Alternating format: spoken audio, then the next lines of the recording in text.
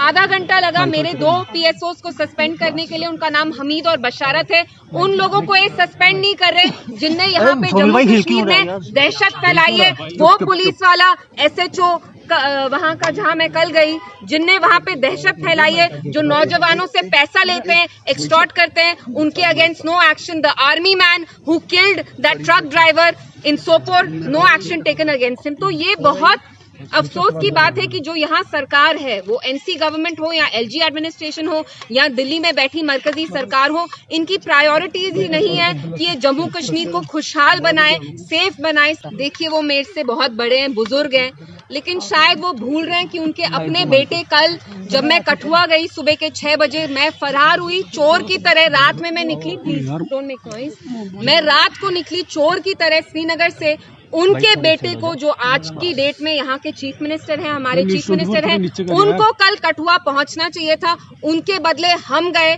वो दिल्ली में लंच कर रहे थे, कुछ आलफ्रेश को लंच, मुझे तो पता भी नहीं। तो फारूक साहब शुड टेल अस कि उनकी जो सरकार है, जो उनके बेटे चला रहे हैं, उनकी क्या प्रायोरिटी है कि वो हर वक्त दिल्ली में बैठ के लंच करे, डिनर करे। हमने देखा बुढ़ाल में लास्ट मंथ जब राजौरी में फूड पॉइजनिंग के केसेस हो रहे थे, तब भी ओमर साहब दिल्ली में बैठ के डिनर होस्ट कर रहे हैं। कल उनको पता नहीं था, लेकिन जब वो लंच कर रहे थे दिल्ली में कहीं 5 स्टार होटल से ऑर्डर करके, बहुत 500,000 किलोमीटर दूर एक लेडी है 25 साल की कठुआ में, जो विधवा हुई है, जिसने 5 दिन से एक निवाला तक नहीं खाया। लेकिन ओमर साहब की प्रायोरिटी क्या है? दिल्ली में बैठ के लंच करना, दोस्तों के साथ लंच करना। This is not fair. PSO निकाले, उनकी ये गलती है कि उनने मुझे रोका नहीं, क्योंकि वो भी उनका कुछ ना लेना था ना देना था। मैंने कहा मैं चोर की तरह रात में फरार हुई हूँ श्रीनगर से। आप लोग मुझे जानते हैं, मैंने यहाँ प्रेस से बहुत बार बात की है। क्या मैं कोई देशद्रोही हूँ? क्या मैंने आपके साथ कभी कोई बदतमीजी की है? क्या मैंने यहाँ कोई लॉ तोड़ा है? मैंने कानून तोड़ा है? क्या मैं बैंक लोन डिफॉल्टर हूँ? क्या मैंने हवाला किया है? मैं चोर हूँ? नहीं। क्योंकि मैं उस दहशत के बारे में बात करना चाहती थी जो वहाँ के SHO कठुआ के फैला रहे हैं।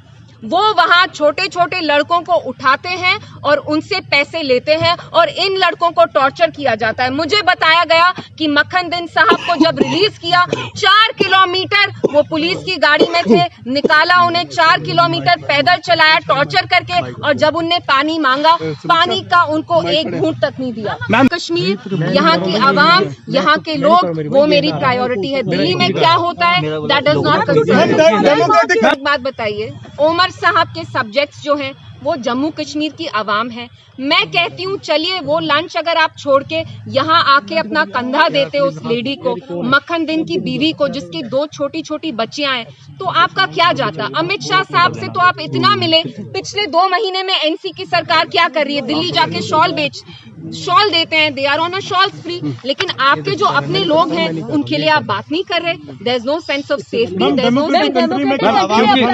मैं आपको सच में बताऊं, पिछले 24 आवर्स में मुझे इतना स्ट्रेस हुआ है। मैंने कुछ 600 किलोमीटर ट्रैवल किया, और मैं सच बताऊं, जब मेरी गाड़ी निकली श्रीनगर से, मुझे पुलिस वालों से डर था, क्योंकि मुझे ऐसा महसूस दिलवाया जा रहा है जैसे मैं कुछ गलत कर रही हूँ। मैं क्या कह रही हूँ? मैं आप लोगों के सामने सच्चाई जाहिर कर रही हूँ। क्या ये कोई जुर्म है? मैम, PDP इसके बाद अगर आप सच्चाई का साथ देते हैं, आपको पनिश किया जाता है। मैम, PDP जुडिशियल इंक्वायरी इसलिए उसकी मांग की है क्योंकि बिलावर के जो SHO हैं, जिनका नाम जितेंद्र सिंह है, वो करप्ट हैं। उनके अगेंस्ट सीरियस एलिगेशंस हैं कि वो वहाँ एक एक्सटॉर्शन रैकेट, मिलिटेंट होना एक बहुत सीरियस चार्ज है। उनको अगर पैसे नहीं मिलते, वो इन लड़कों को टॉर्चर करके फेक मिलिटेंसी चार्जेस लगाते हैं। So we are demanding a judicial probe, and we also demand that this SHO should be immediately sacked. And मैं, जो हमारे जितेंद्र सिंह हैं, जो कठुआ के MP हैं और मिनिस्टर हैं, मैं उनसे पूछना चाहती हूँ, सर आप कहाँ हैं?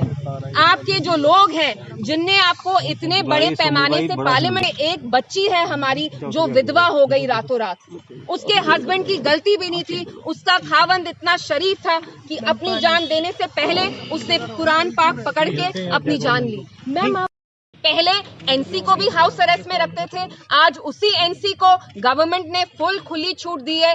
एलजी एडमिनिस्ट्रेशन के अंडर जो पुलिस है, एनसी के मिनिस्टर्स को इसलिए खुली छूट दे रहे हैं क्योंकि एनसी कहीं ना कहीं यहाँ जो सच्चाई है उस पे पर्दा रखना चाहते हैं, हर एक गलत चीज को वो नॉर्मलाइज कर रहे हैं। तभी जावेद राणा साहब को वहां बिलावर जाने दिया, मुझे नहीं जाने दिया। क्यों?